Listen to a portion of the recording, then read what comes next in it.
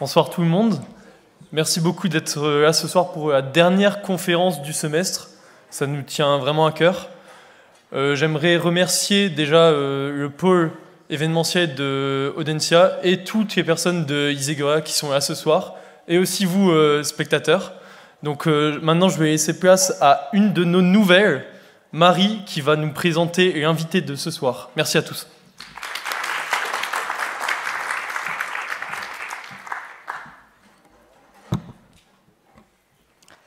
Jean-Michel Valentin, pour toutes les personnes qui ne vous connaissent pas encore, laissez-moi vous introduire avec une présentation rapide de vos thèmes de travail et sujets de recherche. Concernant vos activités, vous êtes géopolitiste, docteur et chercheur en études stratégiques et sociologie de la défense, ainsi que responsable de la rubrique Environnement et sécurité pour l'organisation Red Team Analysis Society. Vous êtes également auteur de 8 livres dans lesquels vous analysez les dérèglements planétaires du XXIe siècle et leur influence sur le paysage géopolitique de nos sociétés. Ces dernières années, vos travaux se penchent sur les conséquences des 2 préoccupations majeures de notre époque, qui sont le changement climatique et le développement de l'intelligence artificielle. Doté d'une grande expérience sur les enjeux stratégiques nationaux et internationaux, vous êtes présent ce soir pour échanger sur la publication de votre dernier ouvrage, Hyperguerre, comment l'intelligence artificielle révolutionne la guerre, où vous expliquez comment cette avancée technologique révolutionne le monde et intensifie les conflits en les faisant changer d'échelle, devenant ainsi un enjeu technologique majeur pour chaque armée. Alors une fois de plus, merci infiniment de votre présence et bonne conférence à tous.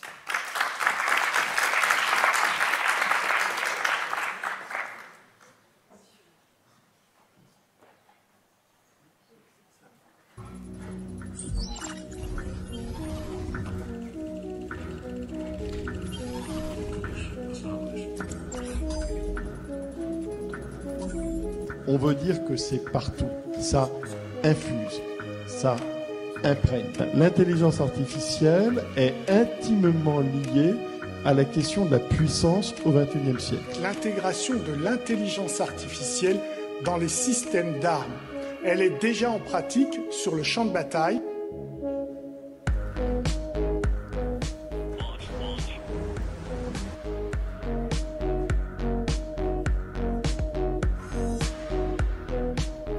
Le champ de l'intelligence artificielle est désormais intégré à celui de la guerre.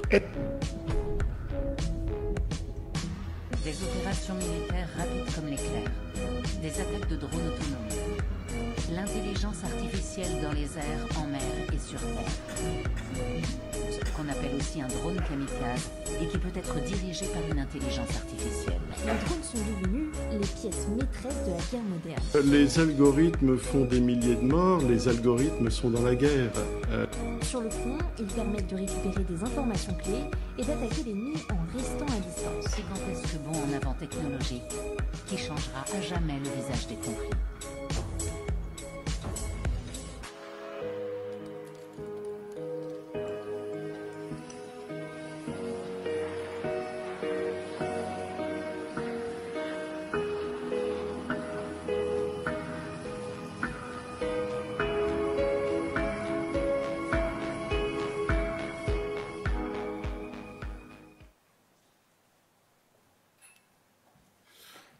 Eh bien, merci beaucoup. Bonsoir, bonsoir à tous. Merci évidemment à Isegoria Audencia, à Johan Prabel, à toute l'association de m'avoir invité ce soir. C'est à la fois un grand plaisir et un grand honneur. Je vous en remercie très vivement. J'entendais le président Prabel à l'instant préciser que cette conférence était donc la dernière, si j'ai bien compris, de votre trimestre. J'espère que vous avez bien choisi parce qu'on est quand même à 15 jours de Noël. Je ne suis pas sûr que ce que je vais développer soit complètement dans l'esprit de Noël non plus, hein, mais bon, on va bien voir. Alors, la question donc aujourd'hui de la militarisation de l'intelligence artificielle ou ce que j'appelle dans mon livre hyperguerre. Alors, déjà, pour lever un malentendu, pourquoi parler de la guerre? Pourquoi parler des interactions entre les façons de faire la guerre et de l'intelligence artificielle? Eh bien, je vous propose de faire un petit détour très rapide par Platon, qui, il y a 2500 ans, écrivait déjà « Il n'y a que les morts qui ont vu la fin de la guerre ». C'est intéressant. Il n'y a que les morts qui ont vu la fin de la guerre. Et puis, il y a eu une tribu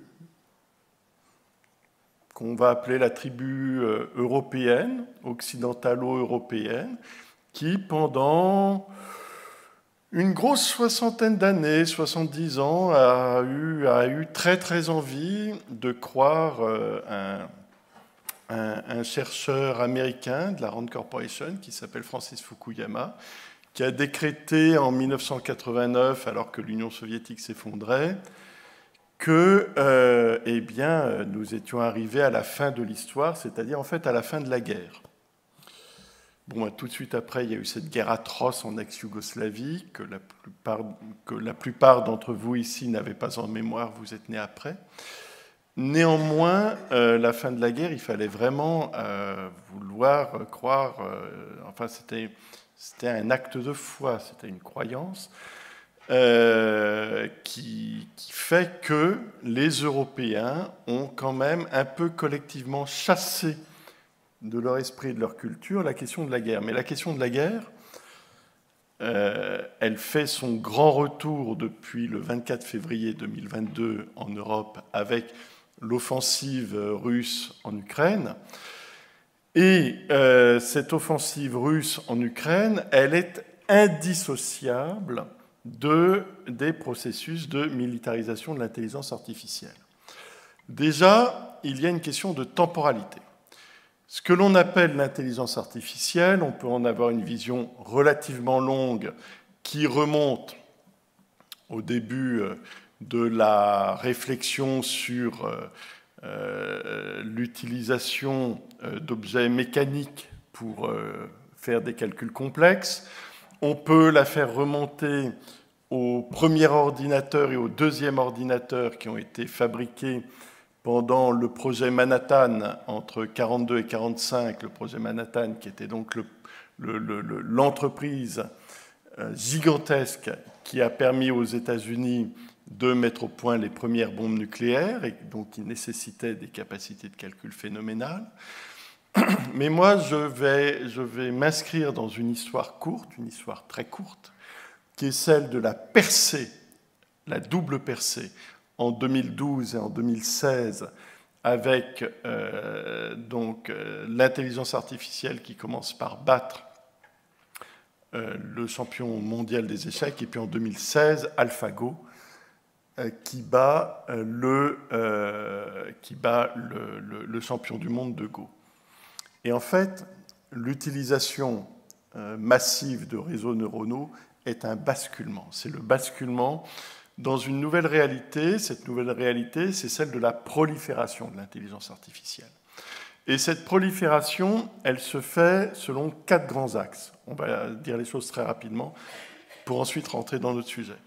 On a donc le deep learning. Le deep learning, pour dire les choses très grossièrement, ce sont des algorithmes qui permettent de traiter et de classer des flux de mégadonnées. On a le machine learning, c'est-à-dire des algorithmes qui permettent, qui apprennent à mettre au point, à répondre à des tâches et qui parviennent à être progressivement auto-apprenants. On a l'IA générative, donc l'IA qui permet de produire du contenu, c'est entre autres ChatGPT. Et on a l'IA prédictive, donc qui permet de faire de l'anticipation, de la statistique anticipatrice. Et en fait, la militarisation de ces capacités technologiques, eh bien, c'est tout simplement à la fois la nouvelle façon de faire la guerre et la nouvelle course aux armements. Alors, pour illustrer mon propos, je vais commencer par évoquer donc les laboratoires. Les grands laboratoires de la militarisation de l'intelligence artificielle. Alors, Oui, ça marche? On m'entend? Oui, parfait. Donc, là, nous avons un vol de drone en Ukraine. Alors, ce vol de drone, il n'est pas en soi extraordinairement intéressant, sinon qu'en fait, comme dans toute image un peu riche, ce qui est important, c'est ce qu'on ne voit pas. Très tôt dans la guerre en Ukraine, l'armée ukrainienne a réalisé l'intérêt donc des drones. Les drones, c'est une famille d'engins. Hein, il y a de toutes les tailles, de tous les usages, etc. Et en fait, l'intérêt du drone, ça a été d'abord de pouvoir faire de l'observation et de la reconnaissance, et puis du tir. Par exemple, au début de la guerre, vous vous souvenez certainement de cette colonne de blindés russes qui venait de Biélorussie et qui se dirigeait vers Kiev, et qui a été ralentie, par notamment, pas que, mais notamment, par un usage systématique de frappes de drones. Mais vous me direz, quel est le lien entre drone et intelligence artificielle? C'est pas si évident que ça. Alors qu'en fait, le lien, eh bien justement, il est là, mais on ne le voit pas. Je m'explique.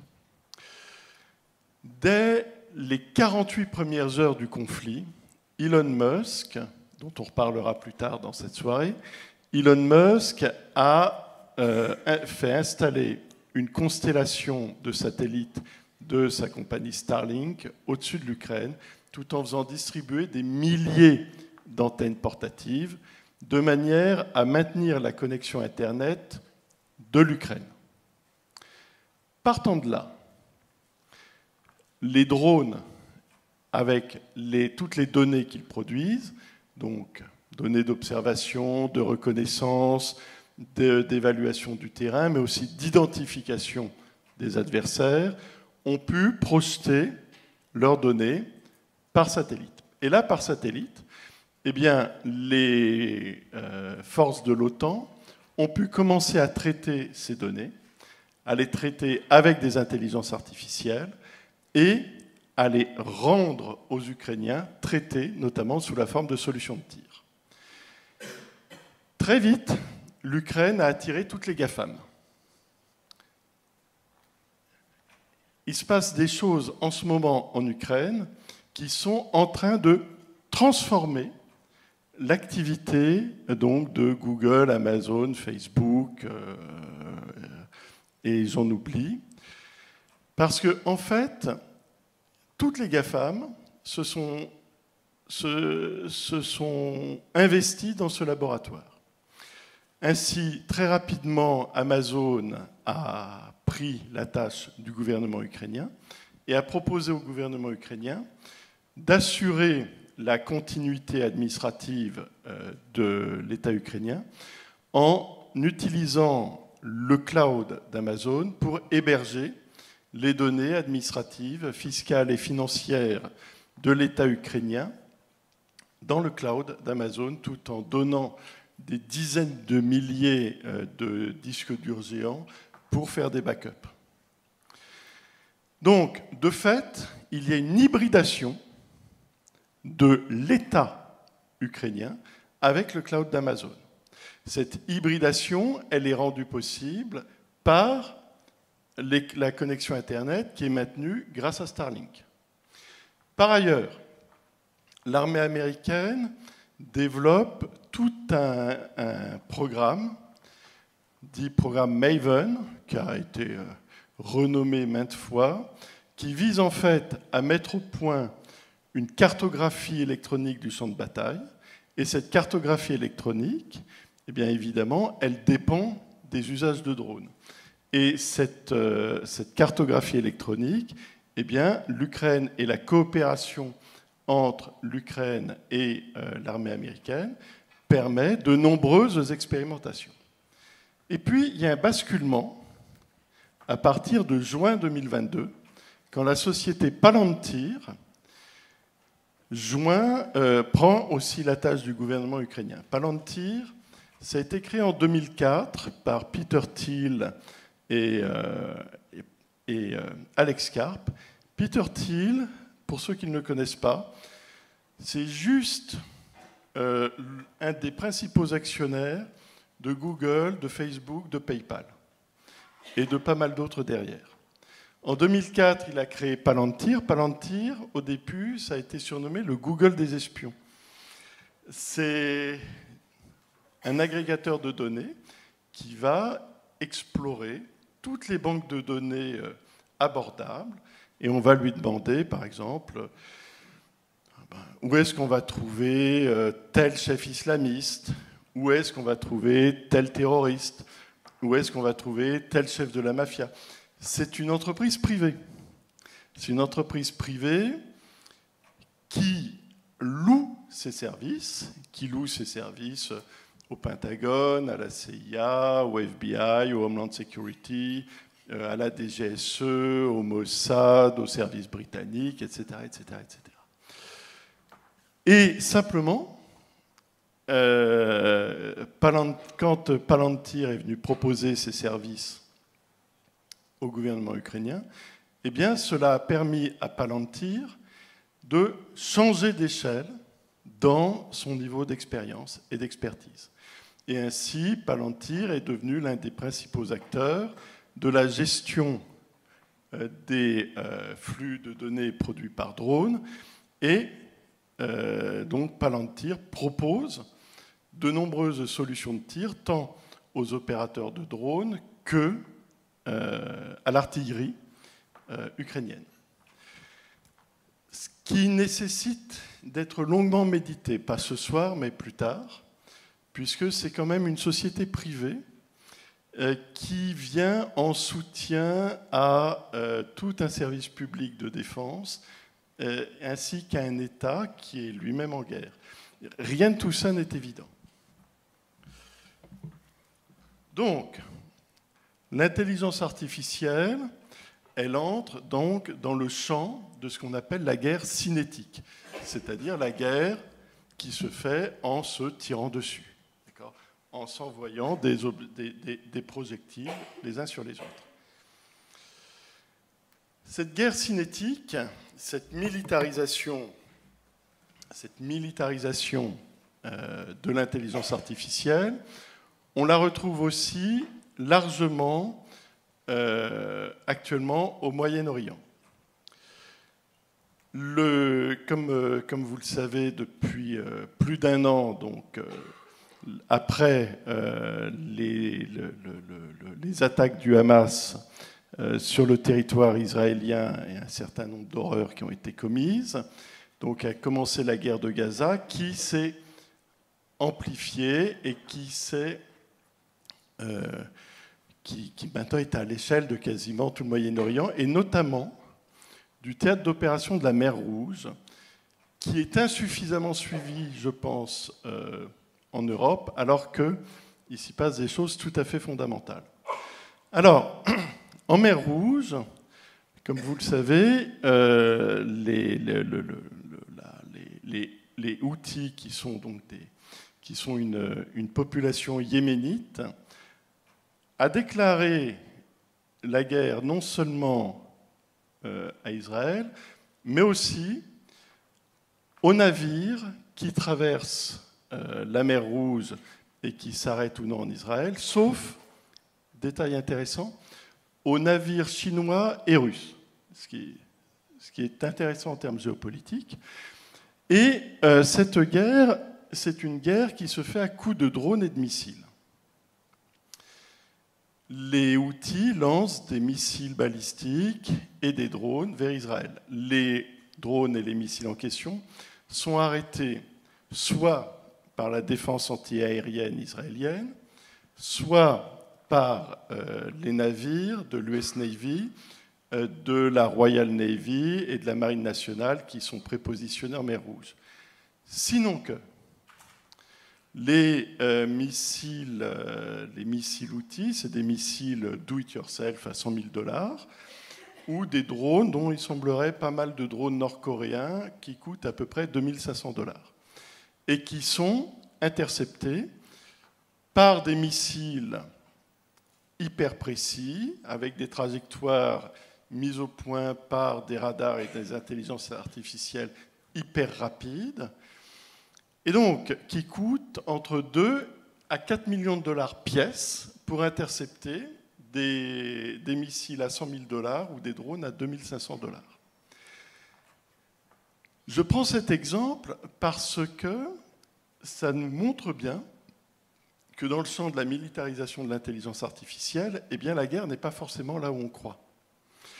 La guerre cinétique menée par les Houthis contre Israël et qui est neutralisée par les forces américaines, britanniques et françaises, j'ai envie de dire, c'est une fausse guerre cinétique qui utilise les intelligences artificielles de l'US Navy, mais c'est une vraie guerre d'attrition financière.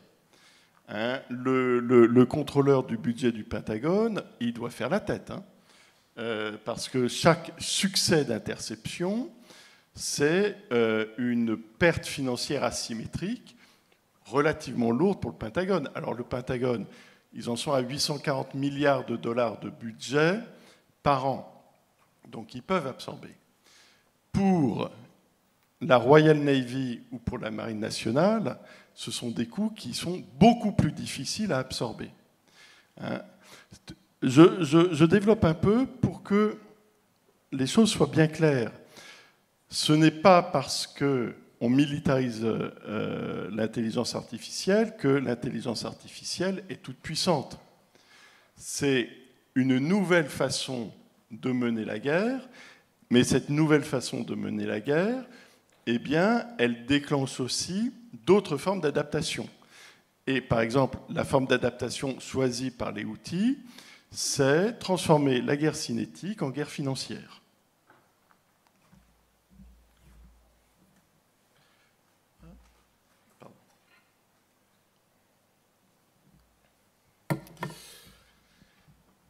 Évidemment, militariser l'intelligence artificielle, ce n'est pas que la militariser sur le champ de bataille. Il faut que l'intelligence artificielle militaire arrive sur le champ de bataille. Pour qu'elle arrive sur le champ de bataille, en fait, eh bien, les technologies d'intelligence artificielle sont intégrées à la course aux armements. Et cette course aux armements-là, elle a une ampleur qui est au moins égale, voire supérieure, à ce qu'a été la course aux armements nucléaires dans les années 60. Pour vous donner juste un ordre d'idée, entre 2023 et 2024, donc il n'y a pas longtemps, le budget du Pentagone est passé de 770 milliards de dollars à 840 milliards de dollars, avec les 70 milliards de dollars supplémentaires, très explicitement fléchés vers l'intégration de l'intelligence artificielle, vers l'intégration de l'innovation technologique et vers la création de grandes architectures d'intelligence artificielle militaire. Alors c'est quoi une architecture d'intelligence artificielle militaire ?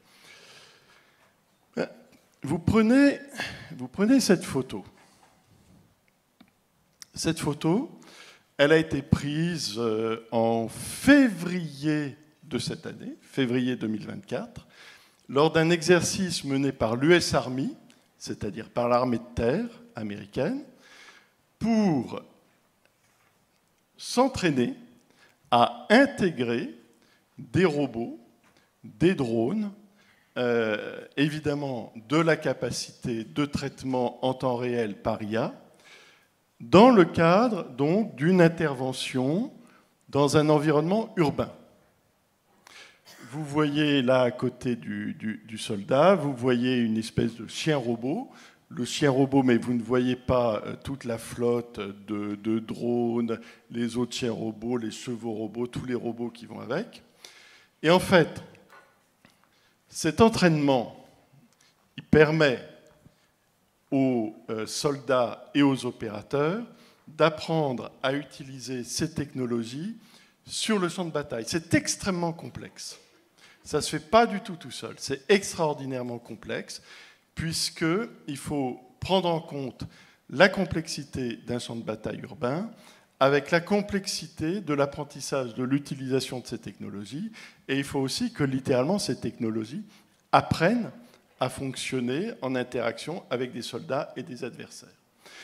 Comme cette intégration de l'intelligence artificielle, elle est très complexe,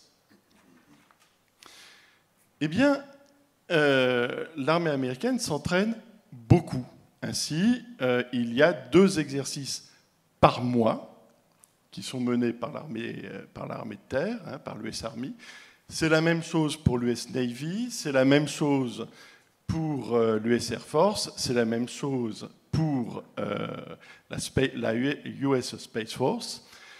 Et donc, chacune des grandes armes américaines apprend à développer son architecture d'intelligence artificielle de façon à faire en sorte que l'observation, la reconnaissance, la complexité du champ de bataille soient traduites en termes immédiatement utilisables par le corps des officiers, c'est-à-dire ceux qui sont en charge du commandement et du contrôle, pour ensuite prendre des décisions dans l'opération elle-même. C'est hyper rapide et c'est hyper complexe.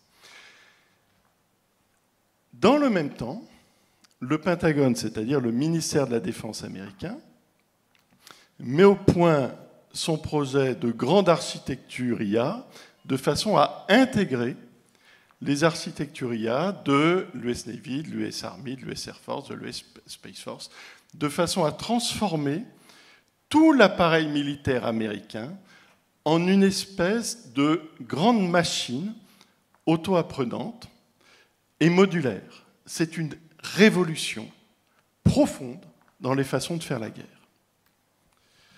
Alors, simplement, ils ne sont pas les seuls à y avoir pensé. L'armée populaire de Chine, l'armée populaire de libération chinoise, est elle aussi en train d'intégrer l'intelligence artificielle en flux tendu. Alors, déjà en ayant des démarches très proches de celles qui sont développées par les Américains, comme je l'évoquais, c'est-à-dire vraiment l'intégration de l'IA pour comprendre l'état du champ de bataille, pour comprendre l'état du théâtre d'opération, pour de la prise de décision rapide, pour de la prise de décision de tir, etc. Donc, le combat, l'intégration aussi des différents services armés au sein d'un même circuit de traitement de l'information au niveau de toute l'armée chinoise. Simplement, il faut aussi se rappeler une chose, c'est que l'armée populaire de libération, ce n'est pas l'armée de la République populaire de Chine. C'est l'armée du Parti communiste chinois. C'est très important. C'est plus qu'une nuance, hein. C'est une différence institutionnelle tout à fait importante, puisque c'est le parti qui prend les grandes décisions politico-stratégiques.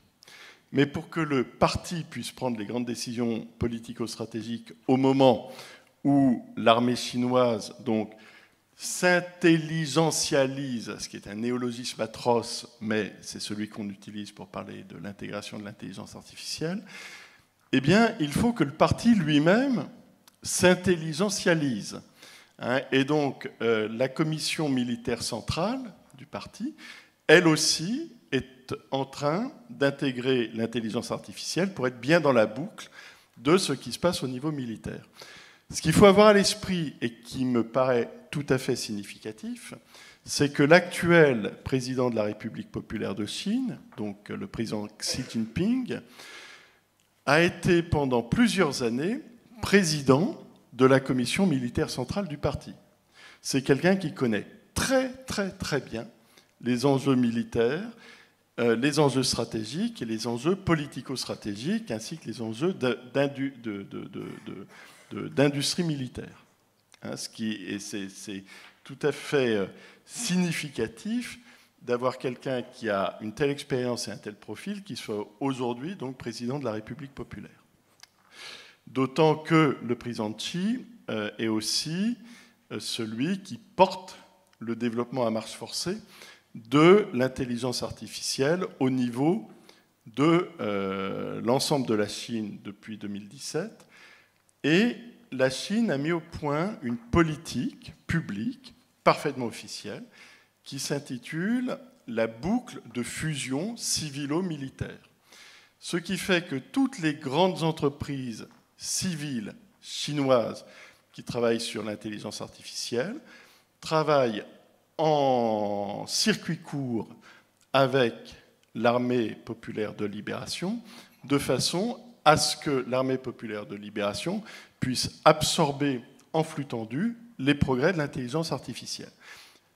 Tout cela va évidemment très vite. Alors, j'ai choisi cette photographie ici pour évoquer la militarisation chinoise de l'IA, parce que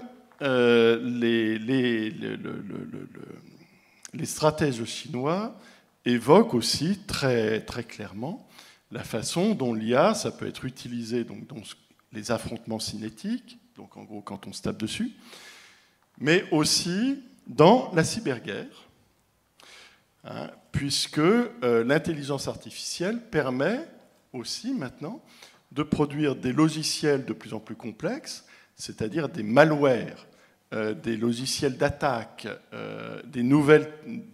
même des nouvelles tactiques de cyberguerre qui sont extrêmement efficaces. Par exemple, en 2023, si je ne me trompe, donc il y a un peu plus d'1 an, le US Cyber Command, c'est-à-dire le commandement dédié à la cyberguerre américain, le Homeland Security, le FBI et Microsoft ont annoncé ensemble qu'ils venaient de passer 1 an à purger les ordinateurs et les réseaux de toutes les grandes infrastructures américaines qui étaient pourris de malware, qui n'attendait que d'être activé, un malware qui était très clairement d'origine chinoise. Donc en fait, la cyberguerre IA, elle a commencé. Hein, ça a commencé, c'est en cours. Simplement, pour l'armée populaire de libération, ils ont 3 ou 4 gros défis à relever en même temps, défis que les États-Unis n'ont pas à relever. C'est-à-dire qu'ils doivent se livrer à une énorme modernisation sur 3 fronts. Le front de la mécanisation, le front du développement du numérique et le front de l'intelligence artificielle. Ils doivent tout faire en même temps. Ils doivent rattraper un retard assez conséquent. Et enfin, ils ont un 4e problème. Et ce 4e problème, c'est le manque d'expérience en temps de guerre. Autant les Américains ont une grosse expérience de la guerre, puisque depuis 1945, les États-Unis sont toujours en guerre quelque part, donc ont une grosse expérience. La Chine manque d'expérience. C'est d'ailleurs pour cela que l'armée populaire de libération délègue régulièrement des contingents, par exemple en Libye, où un contingent d'opérateurs de drones soutient la coalition autour du général Haftar pour affronter la coalition en face, qui est donc organisée autour d'Al-Qaïda et qui est soutenue par le président Erdogan. D'ailleurs, si ça rappelle quelque chose à quelqu'un, c'est pas interdit. Et en fait, les opérateurs de drones chinois peuvent ainsi intégrer une expérience qu'ils n'auraient pas pu avoir autrement.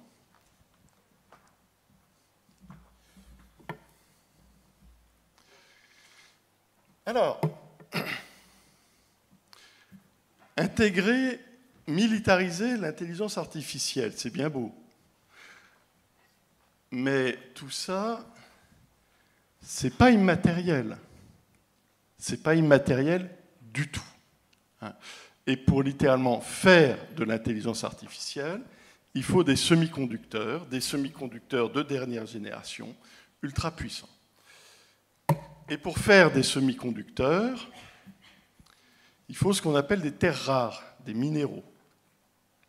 Or, là, tout d'un coup, on voit que l'avance n'est pas forcément là où l'on croyait, puisque l'essentiel des mines de terres rares, des gisements et des mines, eh bien, on voit que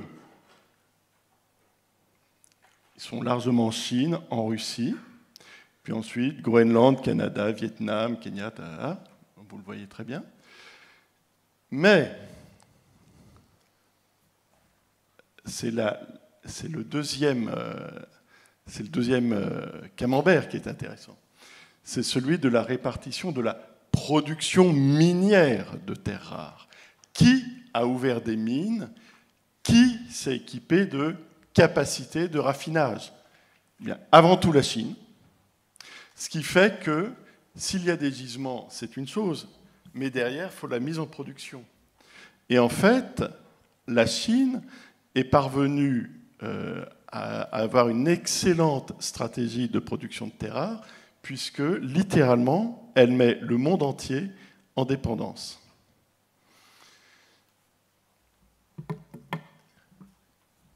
Et non seulement il y a cette capacité de production, mais il y a aussi la capacité de raffinage qui va avec. La Chine a développé 60% de la capacité de raffinage des terres rares. Ce qui fait que même si vous produisez des terres rares en Australie ou au Kenya ou au Brésil, le minerai même, il faut le faire raffiner. Et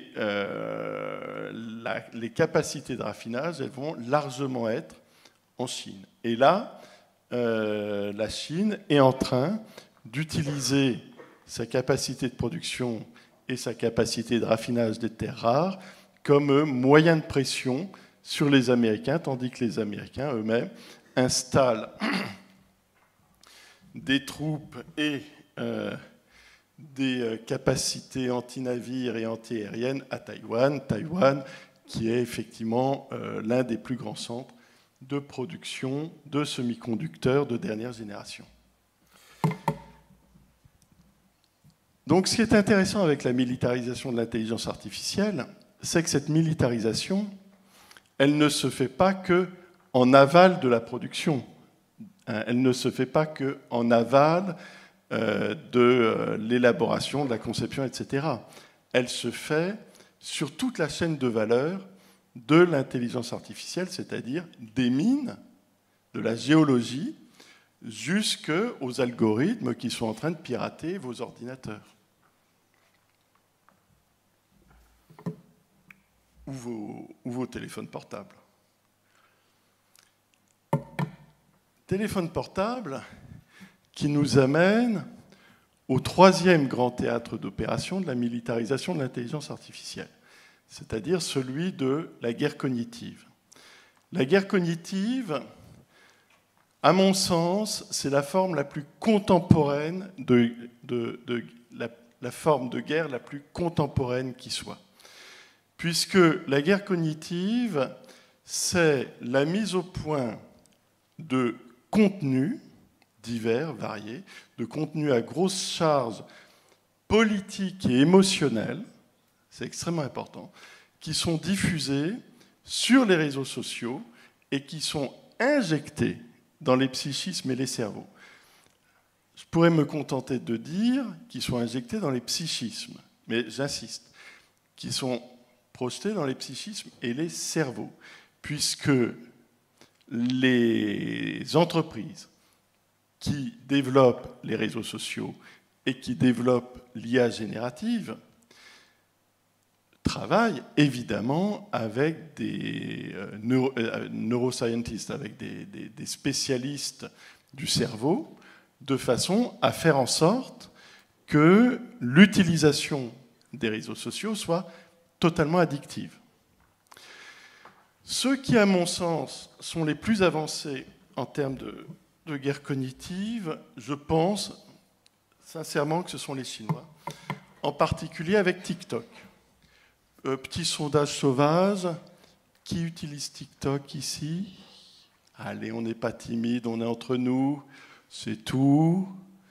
Il n'y a pas des timides là. Ah, voilà, ça commence à un peu plus se lever. TikTok, c'est le réseau social le plus utilisé au monde en ce moment, hein, avec le plus grand nombre d'usagers, qui a connu une croissance exponentielle pendant la pandémie et les confinements. Ce qui est très intéressant avec TikTok, c'est que ça a été mis au point par la société ByteDance, qui est censée être une société chinoise privée. Mais la société ByteDance a signé une charte dans laquelle son comité exécutif s'engage à ce que la ligne éditoriale de TikTok suive parfaitement la ligne éditoriale du parti. Par ailleurs, le service de modération de TikTok est composé d'au moins 20 000 personnes rien que pour la Chine et de nettement plus pour le reste du monde. Ce nettement plus, je ne le connais pas et je ne l'ai pas trouvé. Mais si c'est 20 000 personnes pour la Chine c'est quand même 1,4 milliard de personnes, pour le reste du monde, ça doit faire plus de 20 000. Vous faites vos multiplications vous-même. Or, le service de modération de TikTok, tout simplement, c'est une énorme architecture d'intelligence artificielle qui suit l'évolution des flux d'usage de TikTok partout dans le monde en temps réel. Et le service de modération de TikTok peut recevoir jusqu'à une centaine d'indications éditoriales par jour de la part de la commission centrale de l'administration du cyberespace du parti.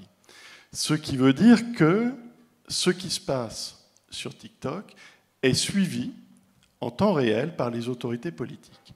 Pourquoi faire? Parce que quand on regarde les usages de TikTok en Chine et à l'extérieur de Chine, c'est extrêmement frappant. Les contenus diffusés sur TikTok en Chine, ce sont des contenus qui promeuvent la cohésion sociale. C'est simple. À l'extérieur, ce sont des contenus qui promeuvent la polarisation des sociétés. Par exemple, quand l'année dernière, après le début de la guerre de Gaza, il y a eu énormément de grandes manifestations un peu partout en Europe, avec une énorme activité sur TikTok. Et là, il y a eu des incidents qui ont laissé les gens de ma génération, je vois quelques-uns, 2-3 à avoir moins de cheveux que d'autres. Et en fait, pour vous donner un exemple, en novembre 2023, un jeune influenceur new-yorkais a enregistré une vidéo dans laquelle il expliquait que ça y est, il avait compris ce qui se passait, il avait compris ce qu'était la politique étrangère des États-Unis au Moyen-Orient, il avait compris ce qui se passait au Moyen-Orient, ce qui en soi est un exploit. Et il avait tout compris parce qu'il avait lu la lettre d'un certain Oussama Ben Laden, qui était en ligne dans les profondeurs du net et qui avait été mise en ligne en 2002. Et donc, il utilisait cette lettre d'Oussama Ben Laden pour expliquer tout ce qui se passait au Moyen-Orient et aux États-Unis. Cette vidéo, diffusée sur TikTok, elle a fait 14 millions de vues rien qu'au mois de novembre 2023. Alors, pour ceux d'entre vous qui ne sont pas familiers avec Ben Laden, et je pense qu'il peut y avoir un effet générationnel, Oussama Ben Laden, c'est le fondateur d'Al-Qaïda, c'est l'organisateur des attentats du 11 septembre et de ces ondes de choc derrière. Et le chef djihadiste qui vient de prendre Damas la semaine dernière, c'était un des fidèles de Ben Laden. Hein, c'est Al-Qaïda qui vient d'entrer à Damas. Hein, c'est pas, faut avoir les choses à l'esprit. Mais ce qui est très intéressant de voir par rapport à l'exemple de ce jeune influenceur new-yorkais, alors que c'est New York qui a été frappé en particulier par Al-Qaïda, qui est visiblement une jeune personne assez inculte, eh bien, sa vidéo, elle a été surindexée sur TikTok. Et si elle a été surindexée sur TikTok, ben forcément, ça a été vu par le service de modération de TikTok. Et ça fait l'objet de décisions donc éditoriales et politiques derrière. C'est dire l'importance que prend la guerre cognitive aujourd'hui. Et la guerre cognitive, elle ne va faire que monter en puissance avec l'arrivée de l'IA générative, puisque l'IA générative, elle permet de produire du contenu, elle permet de produire du contenu très très difficile, voire impossible à distinguer d'un contenu authentique. Ça permet évidemment de produire des réactions politiques et émotionnelles extrêmement fortes, tout en balançant du deepfake dans les psychismes et les cerveaux à l'échelle de dizaines de millions, de centaines de millions de personnes. Il faut avoir à l'esprit ce dont on parle. On vit un basculement. C'est pour ça que j'ai intitulé mon ouvrage « Hyperguerre ». Hyperguerre, ce n'est pas pour dire c'est encore plus gros que super, ce n'est pas du tout ça. Le terme « hyper », en grec, ça veut dire ce qui dépasse et qui englobe. La militarisation de l'intelligence artificielle, elle englobe les théâtres d'opération, elle dépasse même matériellement toute la planète, puisque toute la planète est prise dans les flux de données qui sont analysés par l'intelligence artificielle, et les données qui sont produites par les sociétés et par les personnes sont elles-mêmes traitées par les IA, et nous sommes le matériau de la guerre cognitive. Je vous remercie.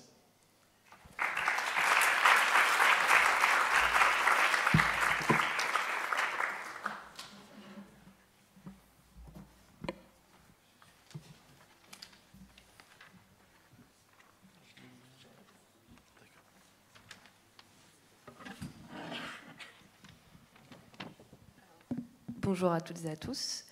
Merci beaucoup, Monsieur Valentin, pour toutes ces précisions sur l'intelligence artificielle ainsi que la guerre.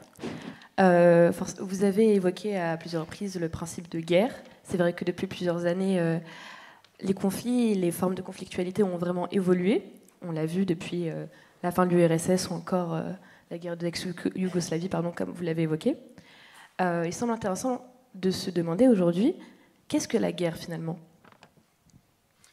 Alors, moi, je conseille à tout le monde ici de lire et de relire De la guerre de Clausewitz, de préférence dans la version des éditions de Minuit qui date de 1955. Ce n'est pas une très belle édition, mais elle est merveilleusement bien traduite, donc je vous le conseille. Pour Clausewitz, la guerre, c'est la continuation de la politique par d'autres moyens. Alors la continuation de la politique par d'autres moyens, là aussi on va lever un malentendu tout de suite. La politique, c'est-à-dire la décision politique, c'est pas forcément la décision d'un chef d'État moderne. Il y a 10 000 ans, un chef de tribu qui se disait qu'on allait prendre un bâton et qu'on allait exploser la tribu d'à côté pour piquer son terrain de chasse. il prenait une décision politique qui était prolongée par d'autres moyens, qui étaient donc des moyens violents. D'accord ? Aujourd'hui, la forme politique qui domine le monde, c'est les États. Donc, c'est la décision politique des États qui se prolonge dans la guerre. Alors ça, c'est la définition, j'ai envie de dire, méta. Ensuite, il y a la question de quand commence la guerre. À quel moment commence la guerre? Qui a une idée ici? Quand commence la guerre? N'importe laquelle. Eh bien, à nouveau, on va reprendre Clausewitz. La guerre commence à la première action de défense. Vous voyez, par exemple, le 24 février 2022, quand l'offensive russe commence en Ukraine, si les Ukrainiens ne s'étaient pas défendus, ça aurait été juste une invasion. À partir du moment où il y a action de défense, l'échange de coups commence, la guerre commence. Merci pour cette réponse. Justement, en parlant de guerre et d'Ukraine, de manière plus générale, quels sont aujourd'hui les théâtres d'opération de l'intelligence artificielle à travers la guerre? Alors, moi, j'ai la chance d'avoir fait un doctorat en études stratégiques et sociologie de la défense. Donc, notre enjeu, c'était vraiment d'apprendre à faire littéralement une sociologie de la guerre. Mais une sociologie de la guerre, ça ne veut strictement rien dire. Et en fait, la question qui se pose à ce genre d'étudiants, c'est où est-ce qu'on fait la guerre et comment? Donc, quand mon éditeur m'a demandé si écrire ce livre m'intéressait, j'ai dit oui, bien sûr. Mais tout de suite après, je me suis demandé où est-ce que l'intelligence artificielle est utilisée pour faire la guerre et est-ce que cette utilisation est significative? Parce qu'il y a ça aussi. Hein, il y a une nouvelle technologie, on l'utilise, est-ce que ça change quelque chose? Ça aussi, c'est une question très importante. Et en fait, très vite, j'ai réalisé à ma grande stupeur, mais vraiment ma stupeur, que les usages militaires de l'intelligence artificielle étaient sur tous les théâtres d'opération, donc l'Ukraine, le Moyen-Orient, la Libye, partout où partout où on fait la guerre en 2024, eh bien partout il y a un usage militaire de l'IA. Donc, tout simplement, ce que cela signifie, c'est que cette utilisation militaire de l'intelligence artificielle, elle a commencé, et de même que les usages civils de l'intelligence artificielle ne cessent de se développer, les usages militaires de l'IA ne vont cesser de monter en puissance et en violence, puisqu'on parle de la guerre. La guerre, c'est l'utilisation de la violence à des fins opérationnelles et politiques. D'accord ? Donc, ça va continuer. Ça va continuer, et simplement, si on prend la question donc de l'Ukraine, où tous les GAFAM se sont investis aux côtés des forces ukrainiennes et aux côtés des forces de l'OTAN, tous les responsables des GAFAM disent la même chose, c'est pas notre intervention qui va changer les grandes dynamiques de cette guerre. Les déterminants sont ailleurs, c'est-à-dire qui parvient à produire des munitions, qui ne parvient pas à en produire. En revanche, ils le disent tous, en revanche, ça nous permet de préparer la prochaine. Et c'est ça qui est fondamental. C'est pour ça que, avec d'autres, j'utilise le terme de laboratoire. Là, on est dans la phase expérimentale. Mais, comme je l'évoquais, les Américains et les Chinois, eux, sont en train de passer à l'industrialisation militaire des capacités d'intelligence artificielle.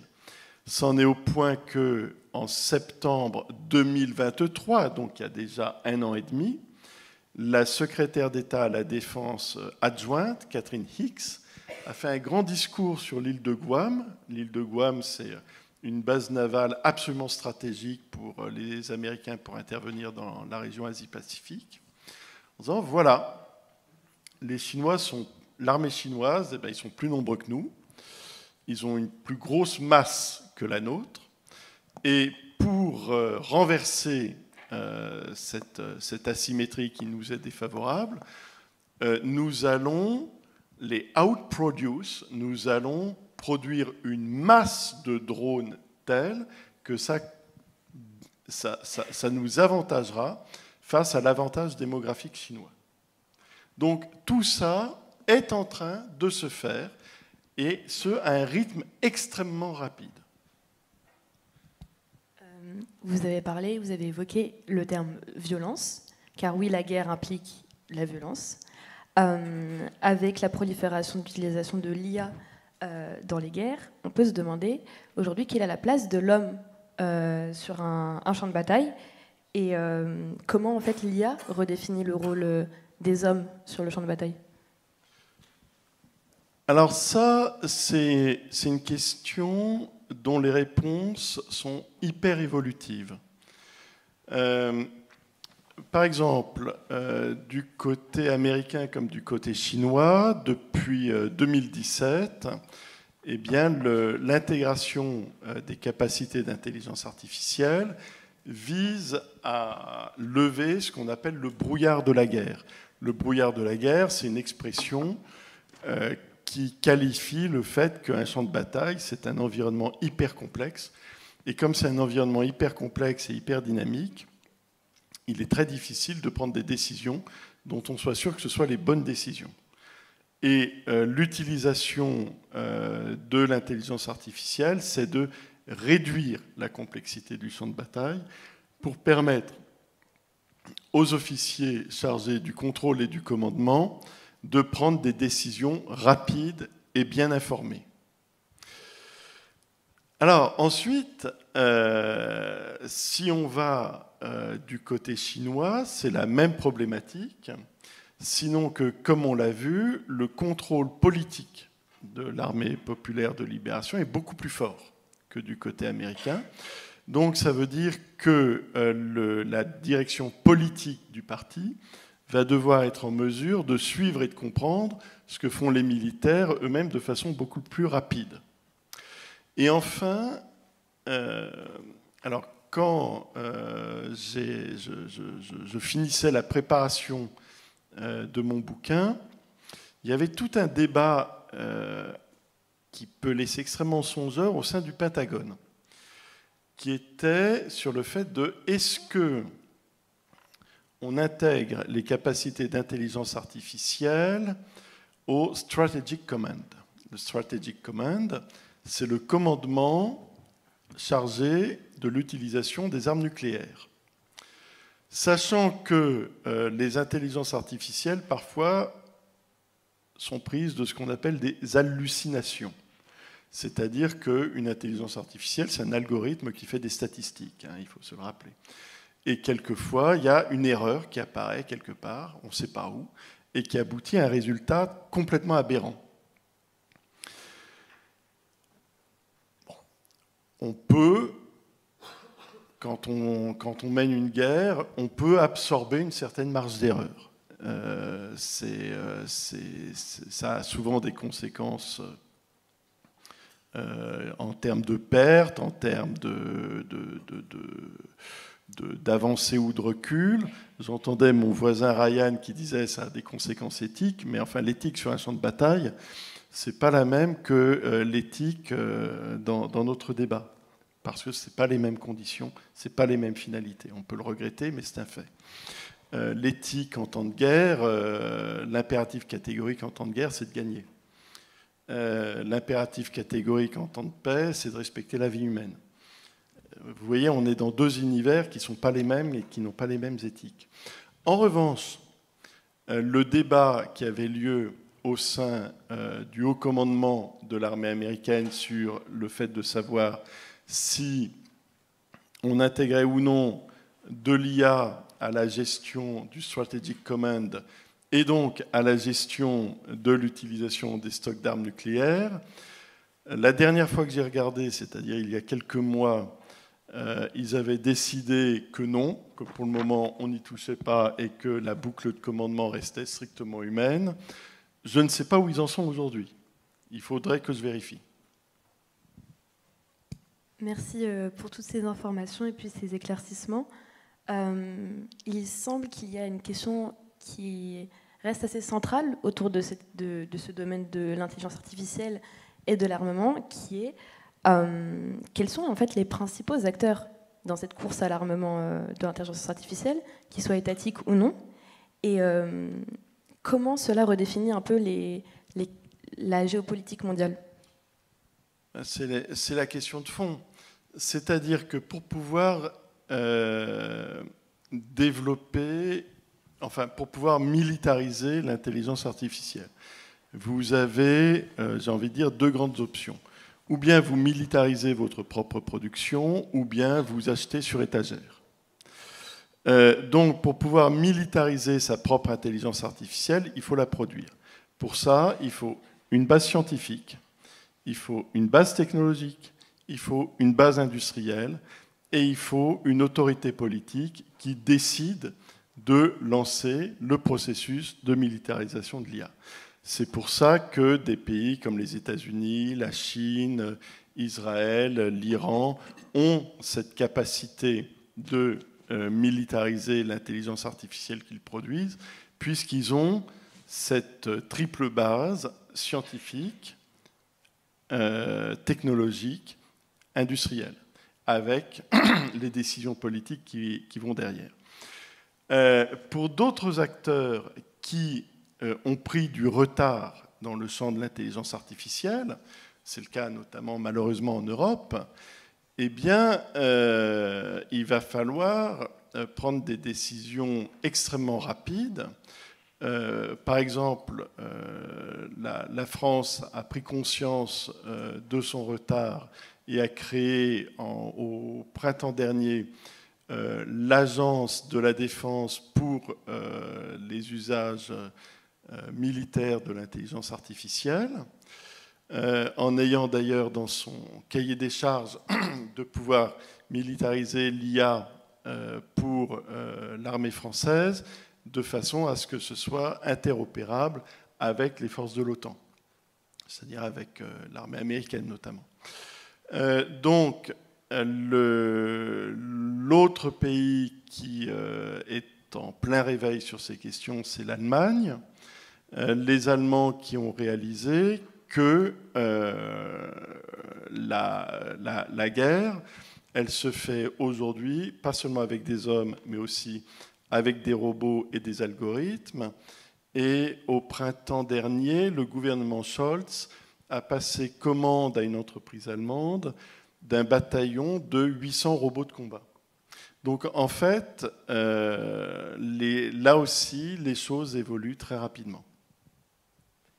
Et dans la continuité de cette évolution, est-ce qu'on ne peut pas imaginer que ces puissances européennes décident, par leur habitude, de normer, de réguler un peu cette violence?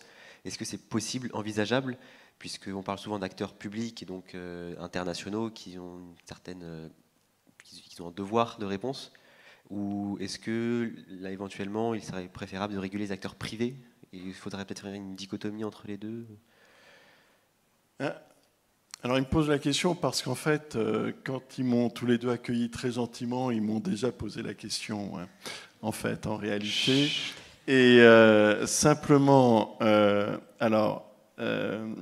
moi, je n'ai toujours pas saisi en quoi la question de la norme était pertinente dans le champ de la guerre. Parce que, par définition, la guerre, elle ne se norme pas. Prenons le cas de ce que l'on appelle la guerre de haute intensité. La guerre de haute intensité, il faut bien avoir à l'esprit ce que ça veut dire. Ce n'est pas un état particulier de la guerre à un moment donné. La guerre de haute intensité, c'est quand les deux belligérants, ou les 3 belligérants, il peut y avoir des guerres à plusieurs, hein, décident de monter en violence pour vaincre leurs adversaires et que leurs adversaires donc entrent en escalade en étant encore plus violents que celui qui a élevé le niveau de violence. Donc, ce qu'on appelle la guerre de haute intensité, c'est l'escalade de la violence. Okay ? L'escalade de la violence, par définition, ce n'est pas une question de norme, c'est le contraire. Hein ? C'est le fait de monter dans l'anormalité, dirais-je. Donc, si on pose la question de la militarisation de l'intelligence artificielle en posant la question de ses normes et de sa normalisation, dirais-je, ça veut dire que derrière, on va produire des équipements robotiques, logiciels et autres qui seront bridés. C'est très bien, hein. Moi je suis tout à fait favorable à ce qu'on civilise la guerre. Maintenant, si vous bridez vos équipements face à des adversaires qui, eux, vont en profiter pour monter en escalade, vous vous garantissez la défaite. C'est de la très mauvaise stratégie. D'accord ? Donc, en fait, et je comprends le trouble, hein. Je ne me moque pas du tout, hein. Je comprends le trouble, puisque en Europe, depuis qu'on est en 2024, depuis une grosse trentaine d'années, comme je l'évoquais, on a voulu croire en la paix, on a voulu jouir des dividendes de la paix, il allait y avoir la paix partout, et l'économie de marché et la globalisation allaient pacifier les mœurs. Ça ne s'est pas passé. Ça ne s'est pas passé. D'accord ? Comme ça ne s'est pas passé, eh bien là, il y a un retour de la guerre, et face à ce retour de la guerre, il faut que l'on se réarme. Et il faut qu'on se réarme pas seulement industriellement et militairement, il faut se réarmer intellectuellement. C'est-à-dire il faut qu'on admette que cette réalité, qui est terrible, je ne dis pas du tout le contraire, mais elle est de retour.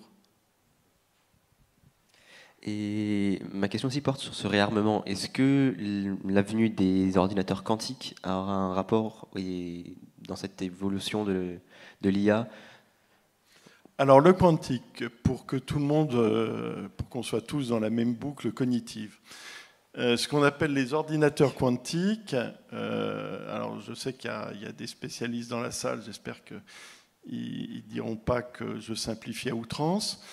Les ordinateurs quantiques, ce sont des ordinateurs qui, au lieu d'utiliser des semi-conducteurs, utilisent des photons aménagés qu'on appelle des qubits, hein, puisque ce sont des particules quantiques, c'est-à-dire ce n'est pas seulement des 0 et des 1, mais elles sont sur 2 états superposés, elles ne sont pas. Ce qui permet une capacité de calcul démente. Plusieurs échelles supérieures à celles des semi-conducteurs. Et vous me demandiez donc si si ça va avoir des effets militaires. Eh bien, ce qu'il faut avoir à l'esprit, c'est que je me rappelle de mon étonnement, mais un étonnement sincère. C'était courant juillet 2000, il y a 24 ans de cela. J'avais plus de cheveux et j'étais en train donc de préparer ma thèse et je dépiotais des documents dans un think tank à Washington. Ça, c'est le bon côté du système américain, hein. C'est un système horizontal, on circule, on a accès à plein de trucs. C'est très pratique, notamment quand on fait de la recherche.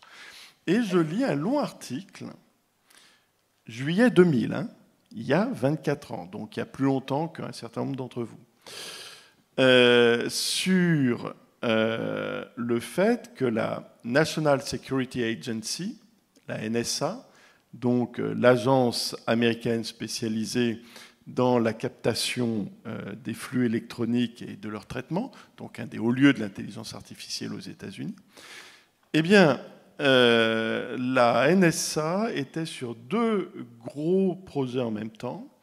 Un premier projet de construction d'une ferme de serveurs à peu près aussi grosse qu'une ville dans l'Utah, ça c'est fait.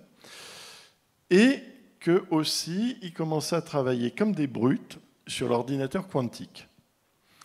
La NSA étant ce qu'elle est, évidemment, je n'ai pas accès à l'état de leur recherche sur l'ordinateur quantique, mais dans la mesure où les acteurs de la sécurité nationale et de la défense américains ont commencé à bosser là-dessus il y a plus de 25 ans, il est évident qu'ils ont pris de l'avance et qu'ils s'interrogent, et sans doute qu'ils font plus que s'interroger, sur la façon dont ils vont pouvoir utiliser ces capacités, tant de façon cinétique que dans le domaine de la cyberguerre et de la guerre cognitive. Donc on voit clairement l'importance des ordinateurs quantiques dans cette guerre.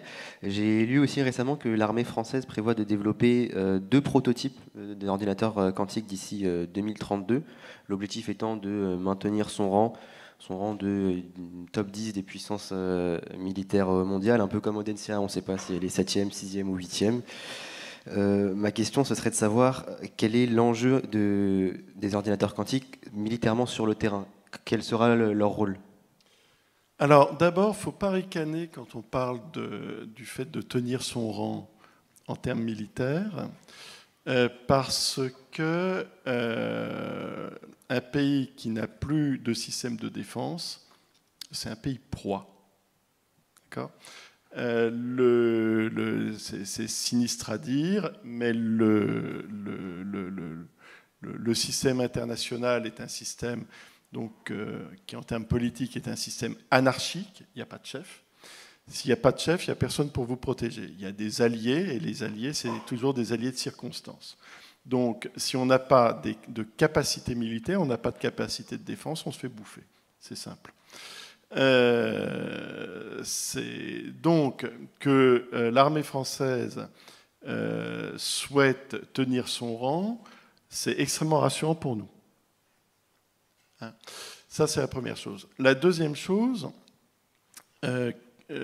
si l'armée française travaille sur l'ordinateur quantique, ça veut tout simplement dire qu'elle mobilise les capacités scientifiques et technologiques et industrielles françaises et sans doute aussi dans le cadre de partenariats, ce qui est aussi une excellente nouvelle pour le tissu universitaire et le tissu industriel français. Par ailleurs, l'objectif de 2032, je ne sais pas à quoi il correspond. En revanche, ce n'est pas très important. Ce qui est important, c'est que la dynamique est lancée. Mais ça veut dire aussi que l'armée française, elle est entrée dans cette course aux armements de l'intelligence artificielle et de l'ordinateur quantique, et qu'on entre dans un univers où ces technologies vont être de plus en plus dominantes. Donc c'est mieux de s'interroger sur comment utiliser des technologies dominantes que d'en être totalement dominé.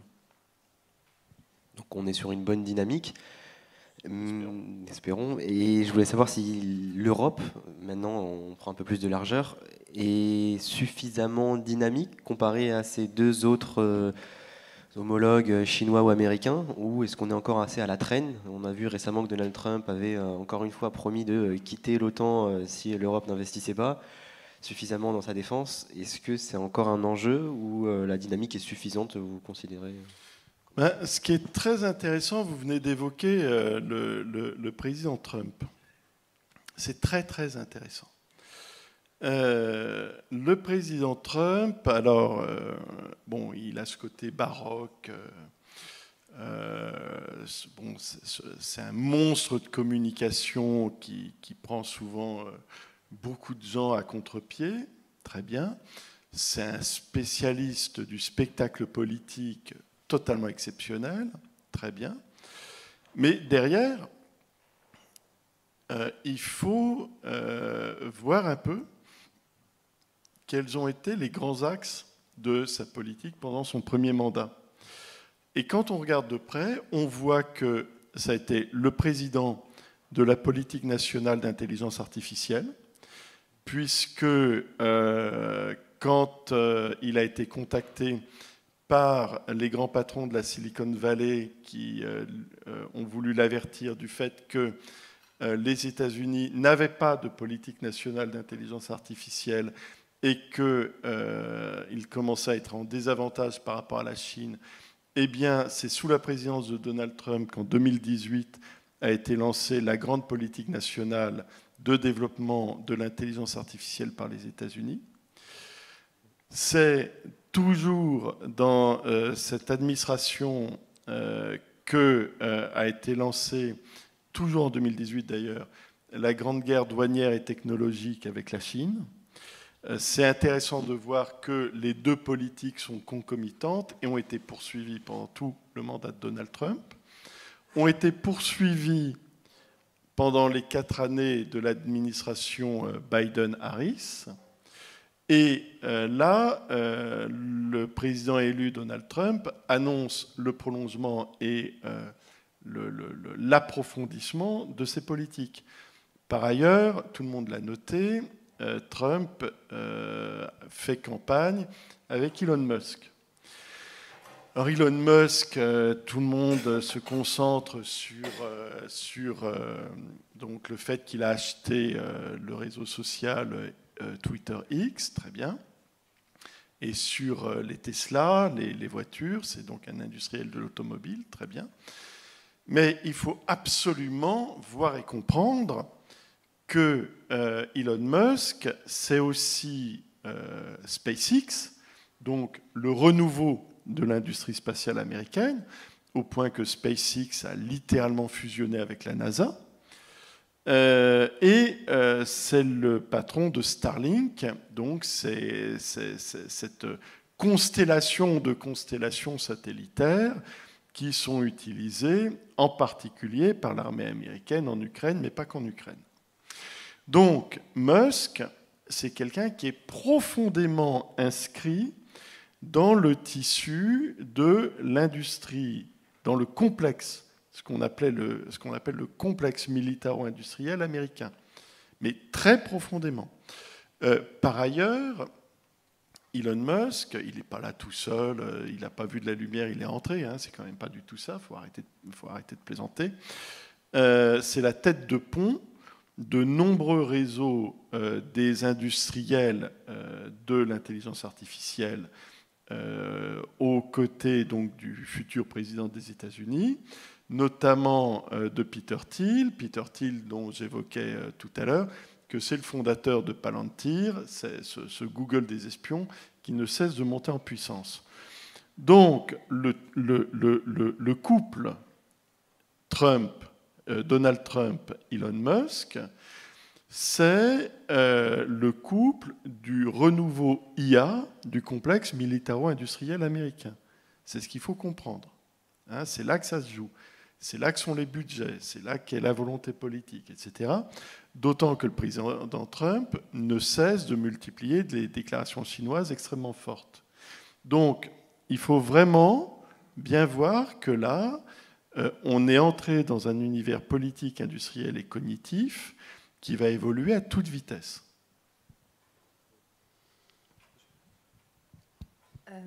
On a parlé des États, on a parlé des présidents, on a parlé également des entreprises privées et de leurs chefs.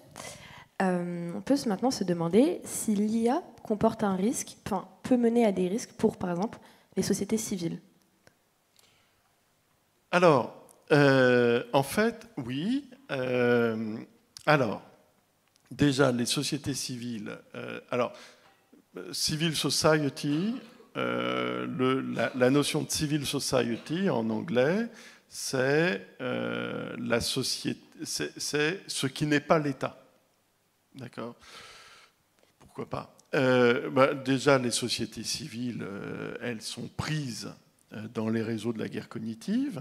Ça, c'est la première chose. Mais la deuxième chose, c'est moi, je voudrais attirer votre attention sur l'utilisation de l'IA par les acteurs non étatiques et néanmoins stratégiques. Hein. Tout à l'heure, j'évoquais Al-Qaïda à Damas, mais tous ces acteurs non étatiques ou crypto-étatiques ou para-étatiques, qui sont donc les champions de ce qu'on a appelé pendant plusieurs années les champions de la guerre asymétrique, eh bien, ils sont en train de s'approprier, notamment l'IA générative, pour produire des contenus. Et ils deviennent très forts, notamment pour se livrer à ce qu'on appelle à la political warfare, c'est-à-dire à la guerre politique, c'est-à-dire l'utilisation de la politique à des fins de guerre. Par exemple, j'évoquais TikTok. TikTok fait l'objet d'un débat politique aux États-Unis, et pas qu'aux États-Unis, sur la question de savoir s'il faut bannir ce réseau social qui est le plus utilisé par les 15-28 ans aux États-Unis, comme ailleurs dans le monde, ou non.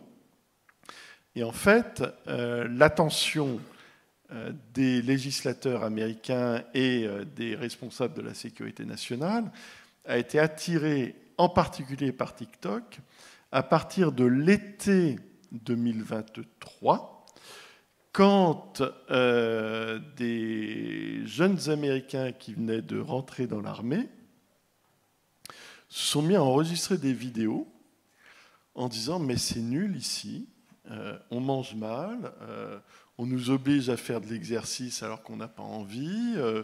Moi, j'aime bien mes cheveux bleus et roses, et il y a le sergent qui veut que je me rase les cheveux. Ça va pas du tout, c'est pas inclusif. En plus, on est mal payé, donc surtout ne rentrez pas. Ne venez pas dans l'armée américaine. Or, l'armée américaine, elle a un énorme problème de recrutement.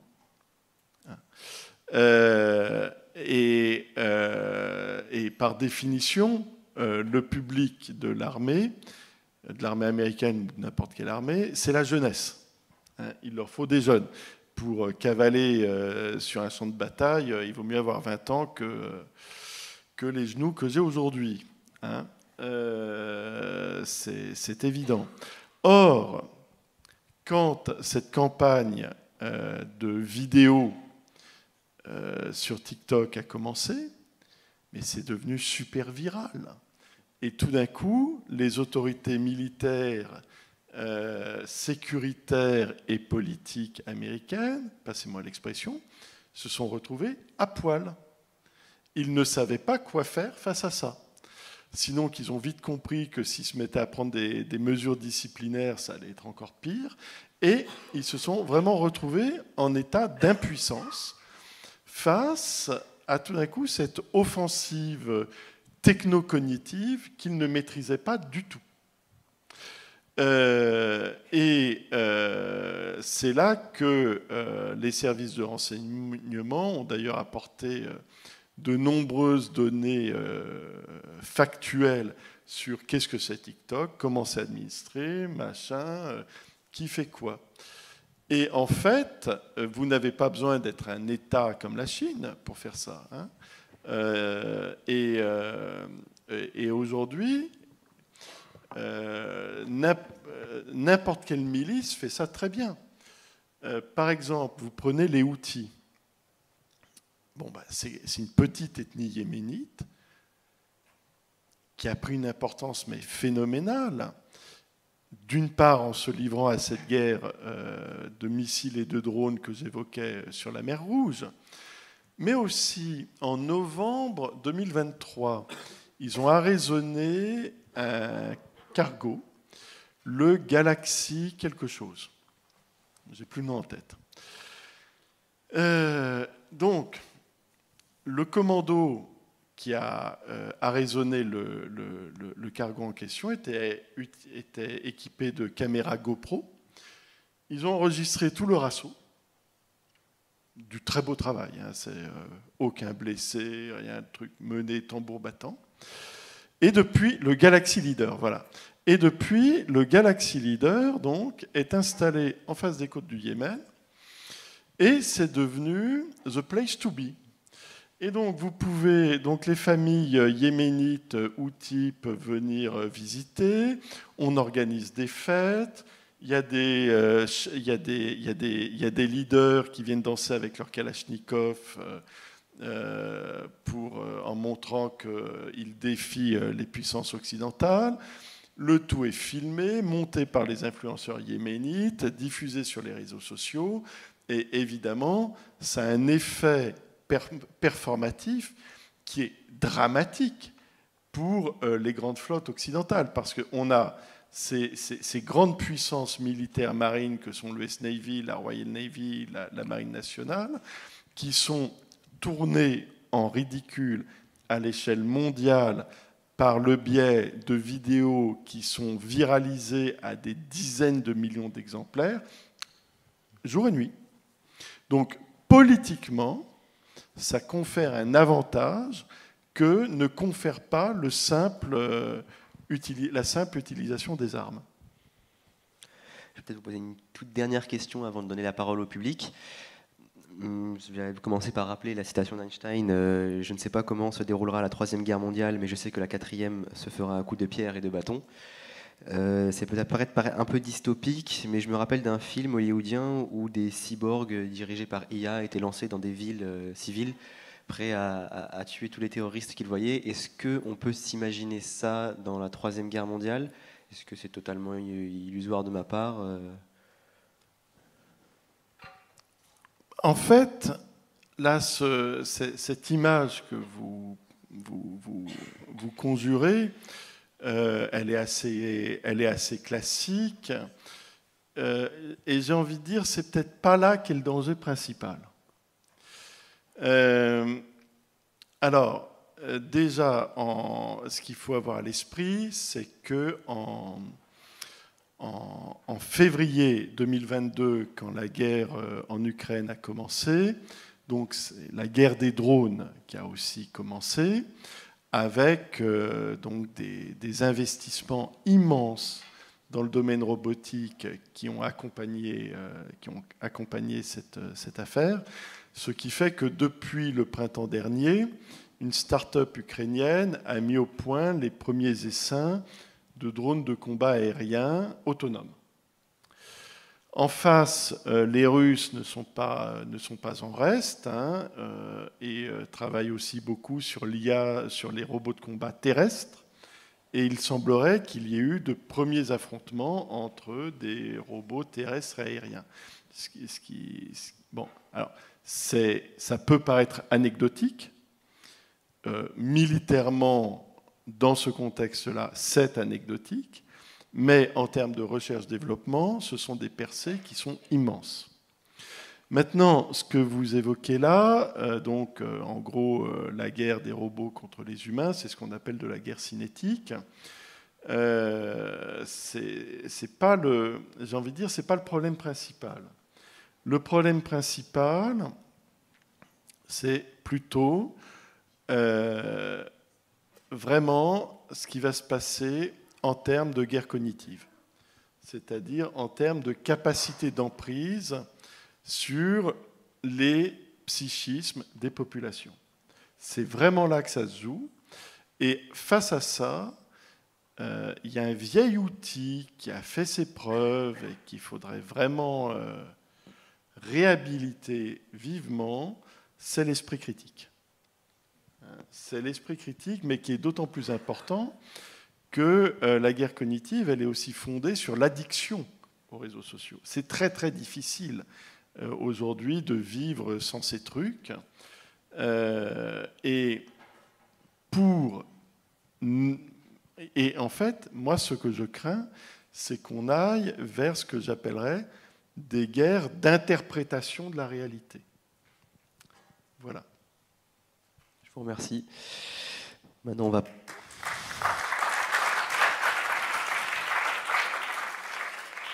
passer aux questions du public.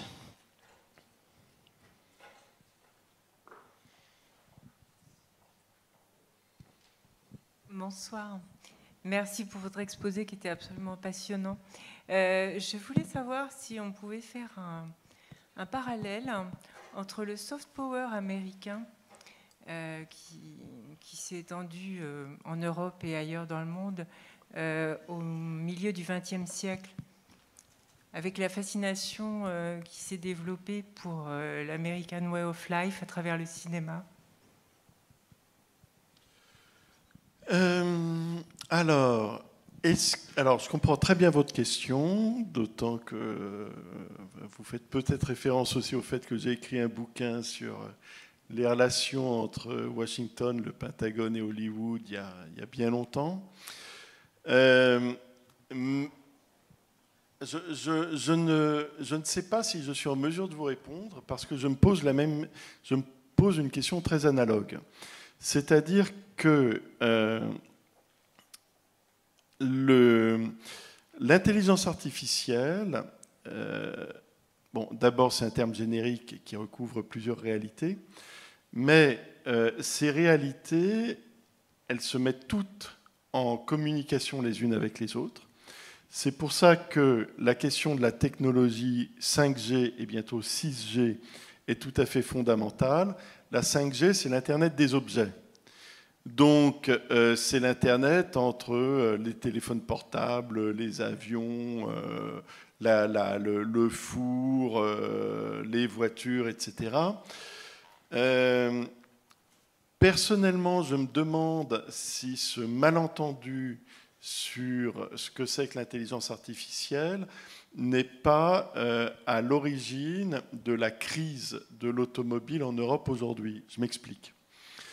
Au milieu des années 2010, les autorités politiques et industrielles chinoises ont décidé de développer à très grande échelle la voiture électrique. Alors quand je dis ça, en fait, je vous induis en erreur. Moi, je ne lis pas le chinois, hein, mais en revanche, je lis les productions chinoises en anglais, productions officielles chinoises. Hein, je ne travaille que sur des sources ouvertes parfaitement officielles. Et les Chinois, ils n'ont pas développé la electric car, ils ont développé la smart car, c'est-à-dire des voitures électriques équipées d'intelligence artificielle qui soient capables de communiquer en flux tendu avec les intelligences artificielles urbaines, les city brains, qui sont installées au niveau des municipalités et des provinces chinoises depuis le milieu des années 2010, en flux tendu, en modernisation permanente, etc. Et l'objectif du développement de la electric car, smart car, c'est le contrôle de la consommation d'hydrocarbures, de façon à faire en sorte que la Chine ne devienne pas trop dépendante du marché des hydrocarbures, parce qu'elle n'a que très peu d'hydrocarbures, et les dirigeants chinois n'aiment pas être dépendants d'un marché de l'énergie qui est extérieur à leur territoire. Et simplement, cette expertise qui s'est développée, ensuite, elle est exportée. Et elle est exportée vers l'Europe avec une industrie de l'automobile qui n'a pas anticipé, non pas la concurrence avec les voitures électriques, mais la concurrence avec l'intelligence artificielle. Et en fait, ce que l'Europe est en train de prendre de plein fouet, c'est la transition énergétique IA développée en Chine, alors que l'Europe a pris du retard et dans le domaine de la transition énergétique et dans le domaine de l'IA. Et il est tout à fait significatif, à mon sens, de voir qu'aujourd'hui, ce qu'on appelle la guerre économique qui est menée par de nombreux acteurs, hein, que ce soit les Américains, les Chinois, les Indonésiens et les Indiens et pas mal d'autres, la guerre économique, ce n'est pas une forme exacerbée de compétition dans un capitalisme dérégulé, ce n'est pas du tout ça. Hein.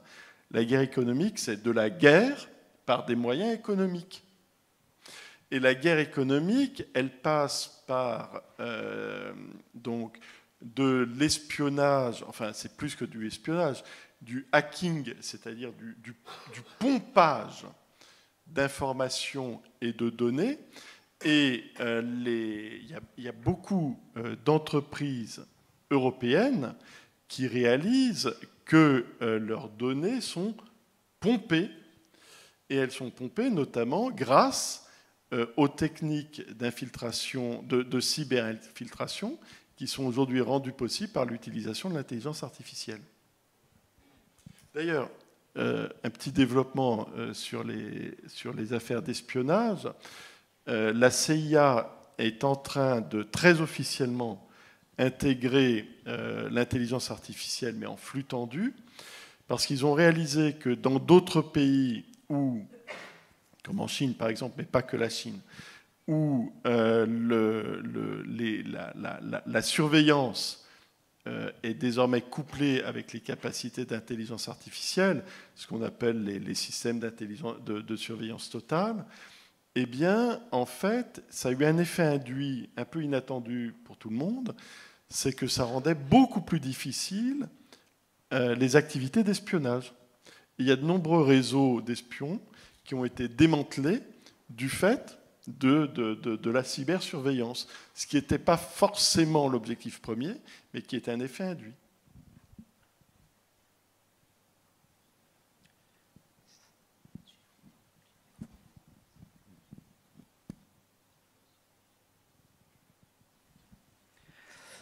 Bonsoir, merci. Je suis chercheur sur comment s'informer et je suis aussi réserviste à travailler sur le combat futur. Et selon vous, quelles sont les limites de l'intelligence artificielle qu'on ne peut pas débloquer aujourd'hui, mais que peut-être on pourrait débloquer dans 10 ans, 20 ans? Alors, je n'en ai pas la plus petite idée. En revanche,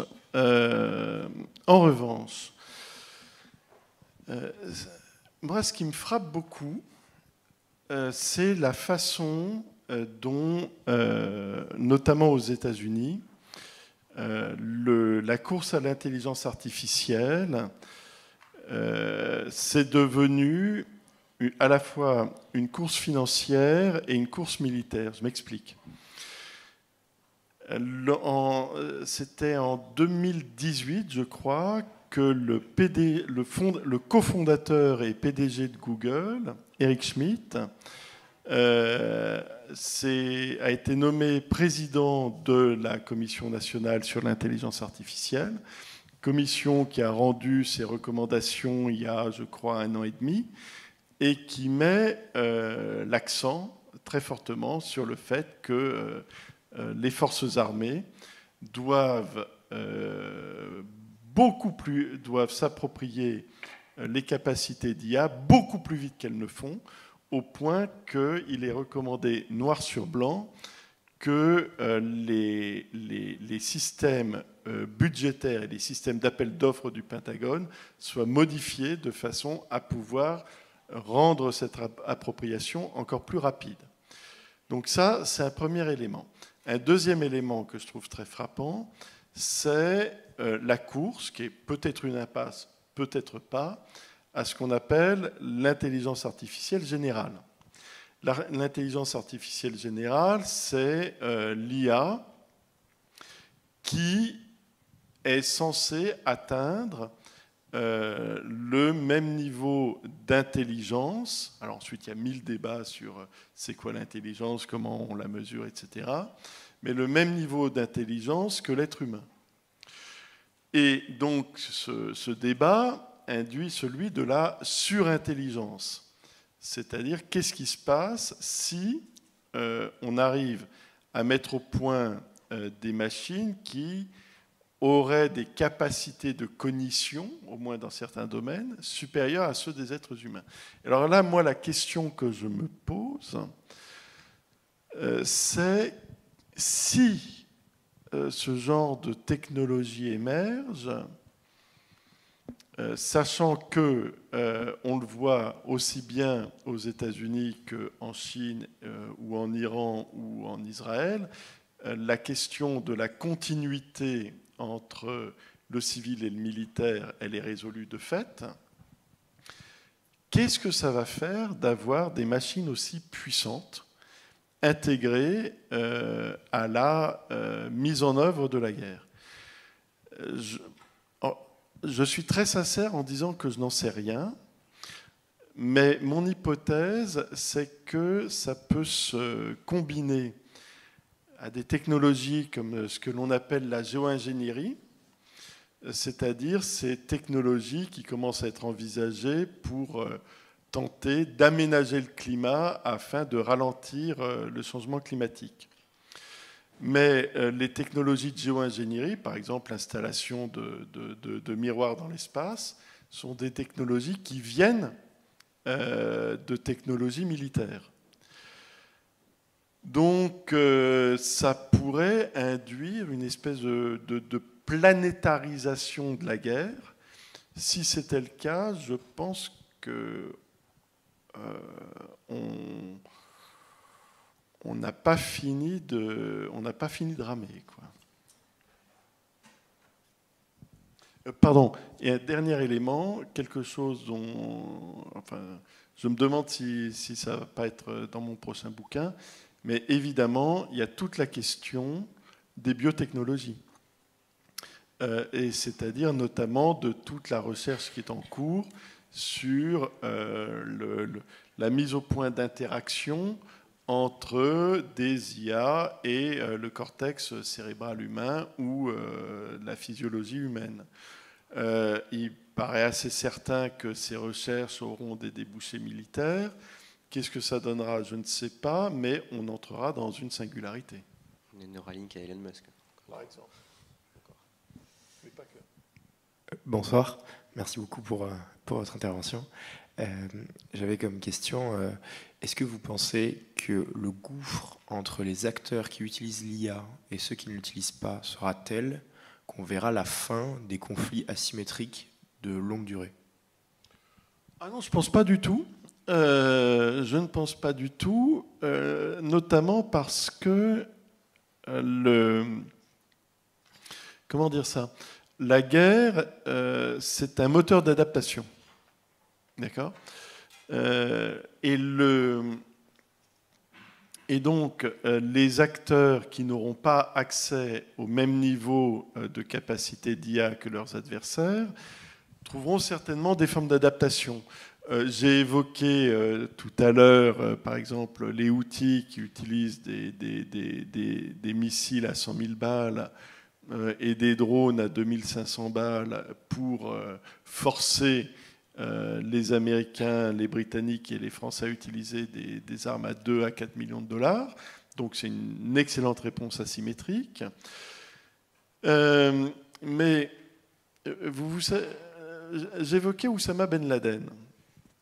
Bon, quand les Américains en 2001 ont lancé leur projection de force sur l'Afghanistan, c'était le moment où l'armée américaine était en train de finaliser ce que l'on appelait la révolution dans les affaires militaires, c'est-à-dire l'intégration systématique des capacités spatiales, des capacités numériques et des capacités Internet à l'armée américaine. Et les forces spéciales américaines cherchaient activement Ben Laden, donc, qui était le chef d'Al-Qaïda, et le Mollah Omar, qui était le chef des talibans. Il semblerait vraiment qu'à un moment donné, le Mollah Omar et Oussama Ben Laden étaient dans la même maison en Afghanistan et qu'ils se sont dit, là, il faut se barrer. Seulement, ils étaient parfaitement au courant que l'Afghanistan était sous haute surveillance des satellites militaires américains et que les satellites militaires, notamment, ils fonctionnaient aux infrarouges. Ils repéraient donc le mouvement des corps qui produisent de la chaleur. Et les hommes du Mollah Omar ont rempli des outres d'eau chaude, les ont accrochés au cou du troupeau de chèvres à côté de la maison, On fait partir les chèvres dans plein de directions différentes, pendant que le Mollah Omar emmenait Ben Laden sur sa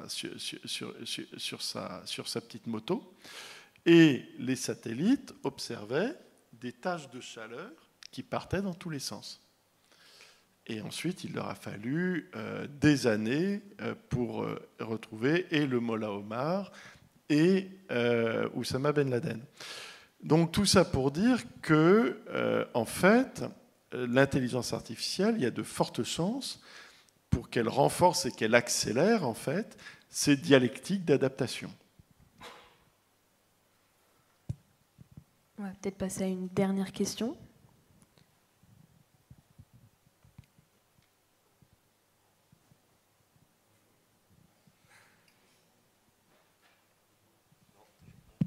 Vous m'entendez ? Ok. Bonjour. Merci beaucoup pour la conférence. C'est un plaisir de vous écouter. Vous évoquez les avancées technologiques de la France et le réveil de l'Allemagne. Donc voilà une question européenne. Est-ce que vous croyez en une association des entreprises de défense européennes pour créer une force d'intelligence artificielle puissante? Et est-ce qu'il le faut? Alors là, moi, je ne suis pas prescripteur. Je ne dis pas est-ce qu'il faut ceci ou est-ce qu'il faut cela. Je vais faire un détour pour répondre à votre question. En fait,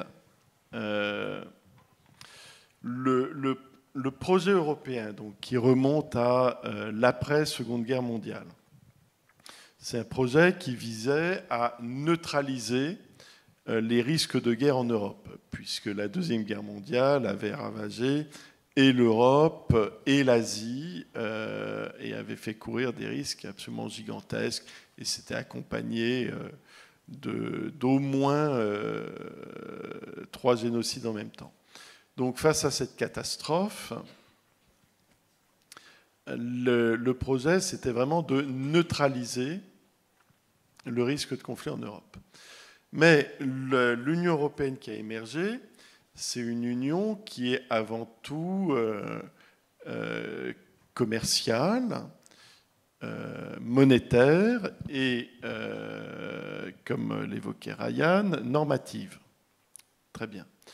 Mais ce que l'on voit réémerger, en particulier depuis la pandémie de Covid-19 et depuis le début de la guerre en Ukraine, ce qui réémerge très fortement, c'est la notion d'intérêt national. Et les systèmes de défense nationaux, ils sont au service de l'intérêt national. Donc, la question qui se pose plutôt, me semble-t-il, c'est comment les besoins européens en termes scientifiques, technologiques, industriels et militaires en termes d'IA vont être compatibles avec cette remontée de la notion d'intérêt national. Je pense que c'est plutôt comme ça que ça se pose. Je vous remercie, vous, public. Je remercie également l'association Isegoria et bien évidemment, je vous remercie, vous, Monsieur Valentin, de nous avoir fait l'honneur d'être avec nous ce soir. Et j'espère que cette conférence vous a plu, surtout pour cette dernière conférence du semestre. C'est moi qui vous remercie. Merci beaucoup.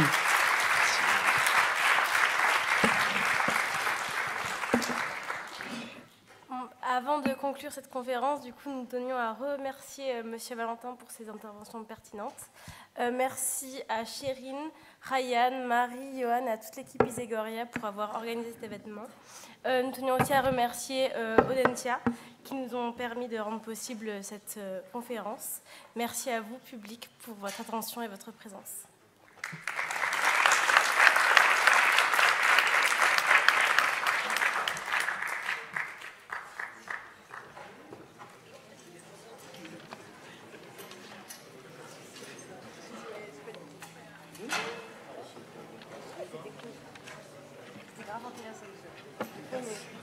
J'espère que je vais regarder la